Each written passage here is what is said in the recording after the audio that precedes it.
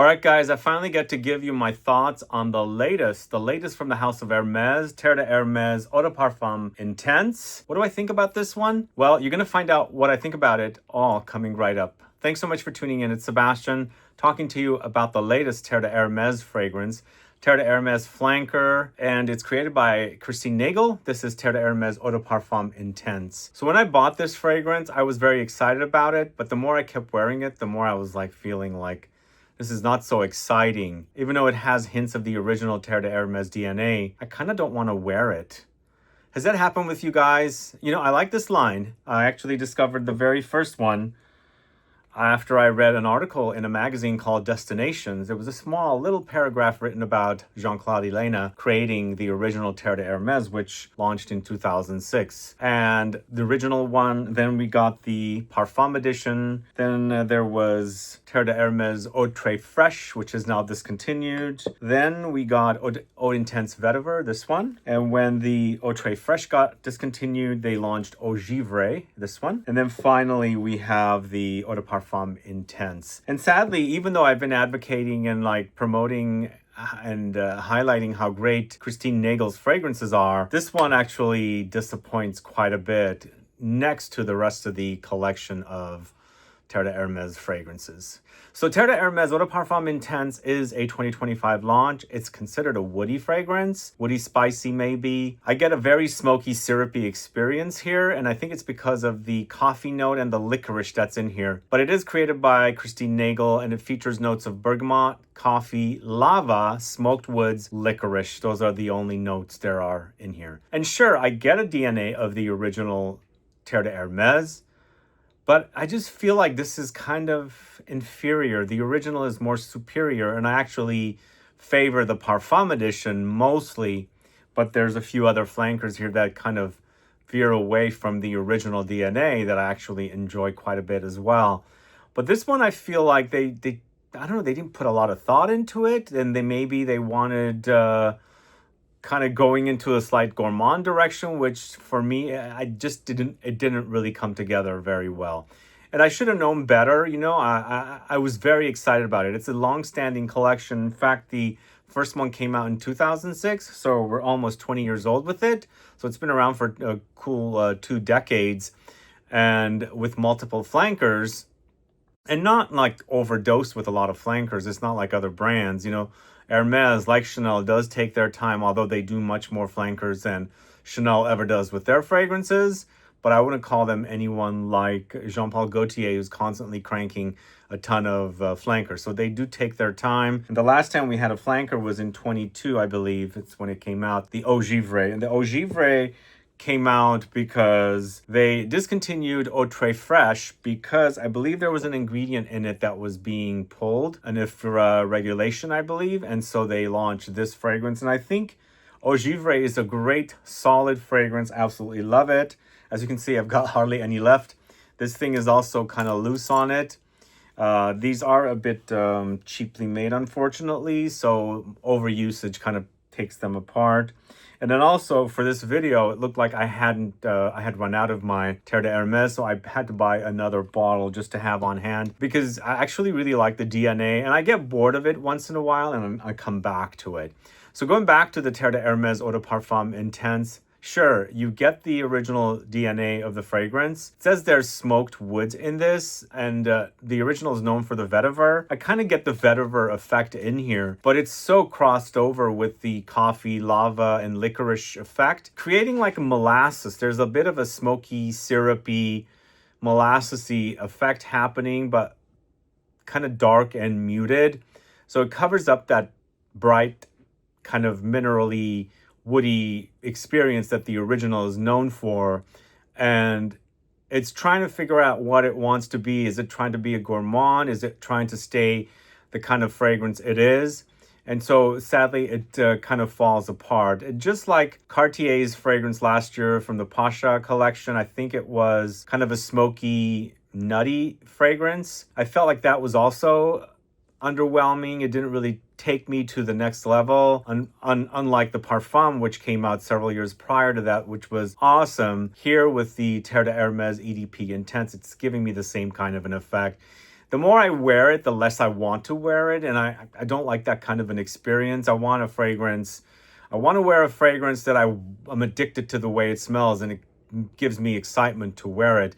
This one just kind of gets boring and I kind of just want to move on.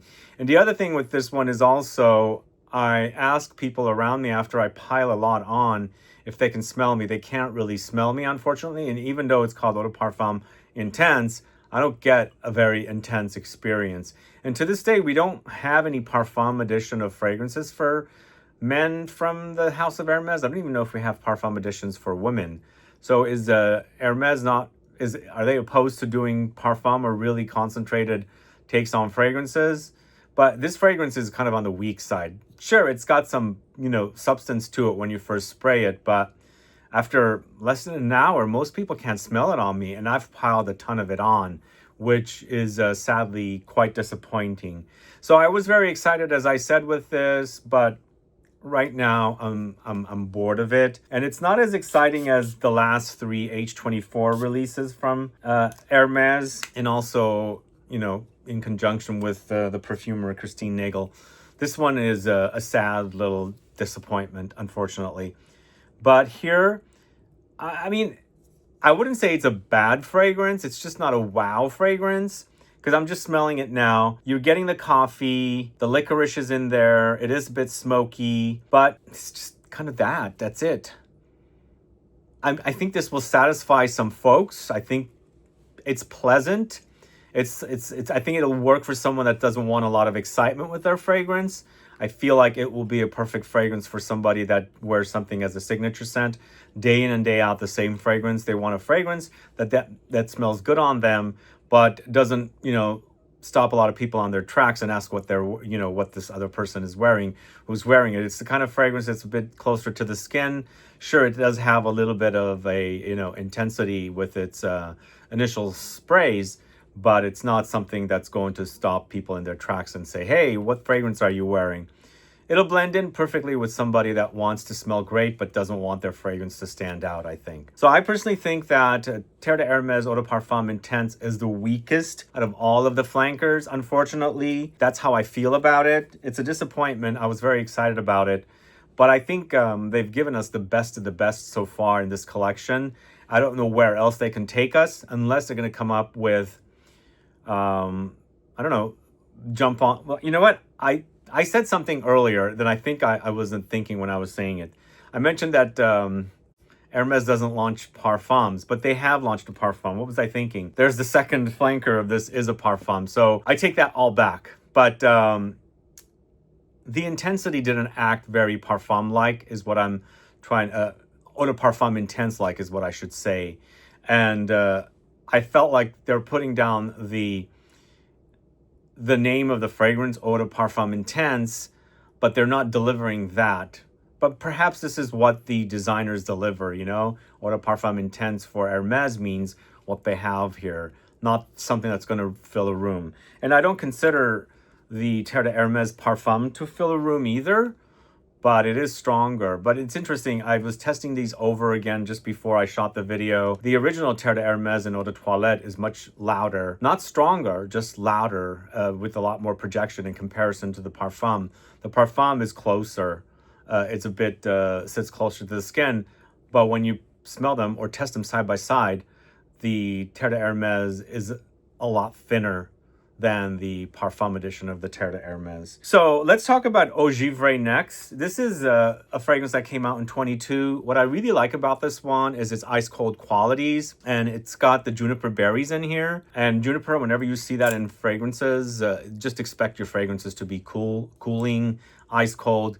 Perfect fragrances for really hot days. But this has, in addition to the juniper berries, there's Cedrat, Sichuan pepper, woody notes, marine notes, mineral notes. So the mineral notes idea is quite common with the House of Hermes, especially with the launch of Terre de Hermes back in 2006. And this fragrance created by Christine Nagel, once again, I think is much superior than the Terre de Hermes EDP Intense. I don't think they're very similar.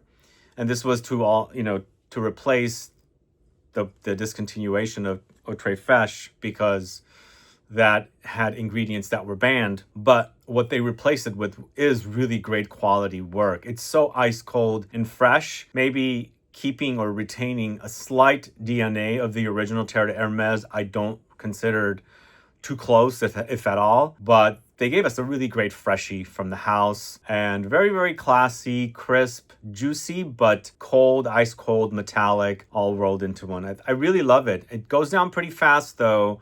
Wear it on the hottest of hot days, and I think you'll smell great, really fresh, ice cold, crisp, metallic, sharp, and again, the juniper berries are a really highlight for me here, and mixed in with citruses and spices and a bit of aromatic touches, it creates a really great, metallic, frozen, ice cold kind of an experience. So Eau Givree is a great offering from the house of Hermes for Terre de Hermes. It's definitely a great flanker, and I'm disappointed this is discontinued, but I mean, this is what happens in the industry when your ingredients are regulated by a third party. I mean, the brands basically reformulate if they can, and obviously they couldn't reformulate this because it might not smell the same, so they axe the fragrance and give you something brand new. But what they did is gave us something really great. I enjoyed Terre de Hermes Eau Givree. I think it's a great creation from Christine Nagel. So I think this was the one that launched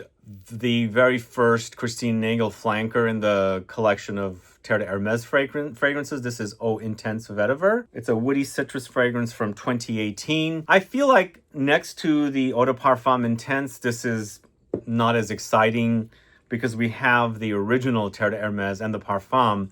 This to me kind of, I think it's not necessary as a fragrance, but I wouldn't say it's a bad flanker. It's kind of somewhat close to the original first two, and so I felt like it was a bit unnecessary to give us something so close, one that reminds us of the original, but it features notes of vetiver, bergamot, pepper, grapefruit, citruses. So it's freshened up, but the original DNA is in there. So basically, since Jean-Claude Ellena was the in-house perfumer at Hermes and Christine Nagel replaced him, the formula and everything was there. I guess Christine Nagel tweaked some things around, but to me, it's got too much of a reminder of the original, and that's why I feel like at that time, it's a bit unnecessary to have this. It's a bit redundant to have all three of them. For you guys, I'm assuming. But, when you go through the collection, you might say,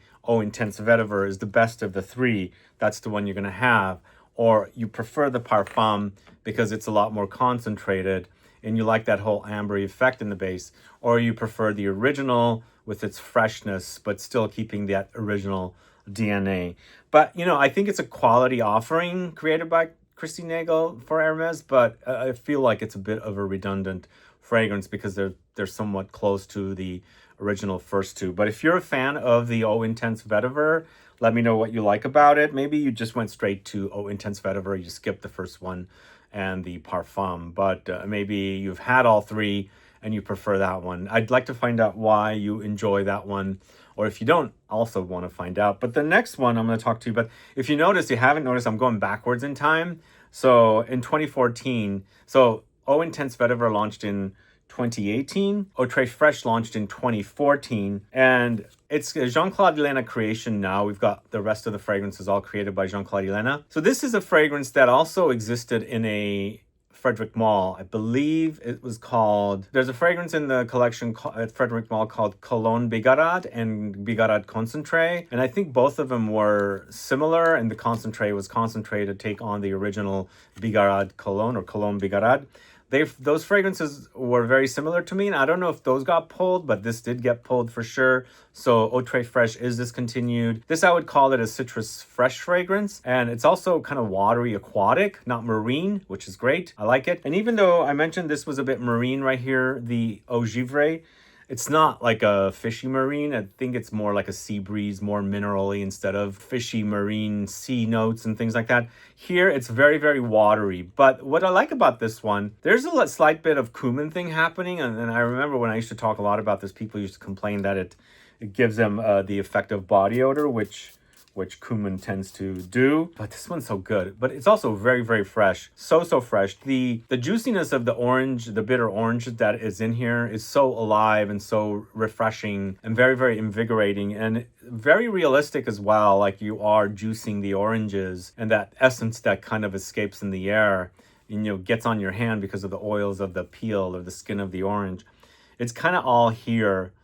Very, very juicy, very zingy as well. There's a lot of grapefruit and cardamom in this. So the cardamom throws in, it's a spice, it's a fresh spice, but there's a smoky, smoky, there's a soapy quality about cardamom as well. But there is that watery aquatic thing and there's an aldehydic thing, but I think something is creating that, the interaction of the notes is creating an effect like cumin, which doesn't appear much on the strip, but on the skin it does.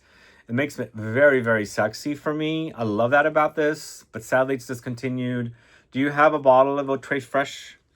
Terre de Hermès Eau De Fresh? Let me know, add a comment below. All right, next up, we're going back in time to 2009. It's Terre de Hermès Parfum. So the Parfum, it does say Pure Parfum right over there. I don't know if you can see that, but I've had this for a while and I absolutely love the Parfum. It's not as loud as the original, as I was saying earlier. And it's a denser experience and also ambery, and it's mostly a woody fragrance, but once again, it's created by Jean-Claude Ellena. He created the Parfum edition of Terre de Hermès 3 years after the OG Eau de Toilette, which is when I started wearing it in 2006. But this is a woody fragrance. Notes are patchouli, vetiver, cedarwood, geranium, grapefruit, orange, gunpowder, metallic notes, shiso, pepper, pink pepper, and benzoin. Lots going on here. It's quite spicy. The collection is overly spicy if you haven't noticed it, if you haven't worn it. The pepperiness is really, really prominent. And here, it's taking the original, making it a lot more deeper. It has a lot more depth. And I think everything is there. It's not as bright as the original. I think we're utilizing not the fresh parts of the citrus, a bit more of the deeper parts of the citrus. There's a bitterness here and a zing as well from the grapefruit. But I think I almost get like the grapefruit, the skin and things like that. So there's a bit of an oiliness here. But in the end, it's just a much more deeper take on the original. And it also has the, you know, the ambery effect in the dry down because it has benzoin. The benzoin also exists in the original, but not as loud as it is in the Parfum edition. But super awesome, you know, DNA. I think Jean-Claude Ellena did a great job. And Jean-Claude Ellena, I think, is a perfumer that does more of a minimalistic experience in fragrances. But I think he pushed himself to give us something really substantial here. You know, keeping the way the original or the OG smells, but giving us something really, really luxurious. I wish it was a bit louder, even though it's a parfum, as I said. It doesn't act like your parfums from other brands, but it's super classy. And, you know, really wonderful take on a much more deeper Terre de Hermès experience. So that's Terre de Hermès Parfum, launched in 2009. And here is the OG Terre de Hermès in 2006. And as I was saying, I read an article, a very small article in a magazine called Departures, a special magazine from American Express. It was just a snippet about how Jean-Claude Ellena had created this fragrance. And I had just booked a trip, my very first trip to France. So I actually went to Nordstrom's and bought a 50 ml bottle of the Terre de Hermès. In 2006, I took that bottle with me, and that's pretty much what I wore on that trip. At that time, it wasn't like I was obsessed and had like 6,000 bottles to pick from for fragrances. It was, you know, a collection of like 30 fragrances. And I wore quite a bit of this, and then I wore the Parfum as well. And then, like everything else, you kind of get bored of wearing the same fragrance over and over again. But since I've been doing this video here and prepping it and everything, I really love the way this DNA smells. So the original is a lot pepperier and fresher. It's got a lot of vetiver, patchouli, cedarwood, geranium, pink pepper, grapefruit, benzoin, orange, pepper, gunpowder, metallic notes. So these are notes taken off of Wiki Parfum. If you ever visit Hermès websites, they only list 3 notes. And I mean, I can kind of get an idea of what a fragrance is supposed to be like, but give me a bit more detail. So these notes were taken from the Wiki Parfum website. It's a great website if you guys haven't used the database. It's a lot calmer there compared to other databases. And it's not a social database. It's more about information rather than socially engaging. But going back to Terre de Hermes, the OG, I think it's a masterpiece. I would rank it as a masterpiece, but not ranked high as one of the masterpieces. I think Jean-Claude Ellena created an amazing fragrance. I think he did a great job with this, and it's appealing to a lot of people. I know so many people that wear Terre de Hermes that are not heavily into fragrances, but the way they love the way the fragrance smells. It's classy, it's masculine, it's woody, it's spicy, and of course citrusy as well. And it's fresh here. It's not as ambery and warm like the Parfum. This is a much fresher and easier to wear. It's got some substance. It's got some things going for it. But I think this is the ultimate in masculine fragrances for men. Terre de Hermes, I know there were a lot of brands that kind of replicated that DNA, made their own version. Even MONTALE had a fragrance called Red Vetiver. But I think the OG is still Terre de Hermes from Hermes. But going back to Eau De Parfum Intense, it's the weakest in the collection for me, sadly. I wanted to end up liking it, and I like the idea. I love licorice in fragrances, but here it blends too much with the coffee and the smoky woods and creates like a molasses syrup that's been burned and smoked rather than something that, highlights the licorice. And the coffee together, it's almost like it's crossing each other out. I get more of a coffee than licorice here, but mostly I'm getting the blend of the two together and keeping the original DNA, but not so much here. You'll be reminded of it, but it's taken it into a different direction and one that's not so super exciting.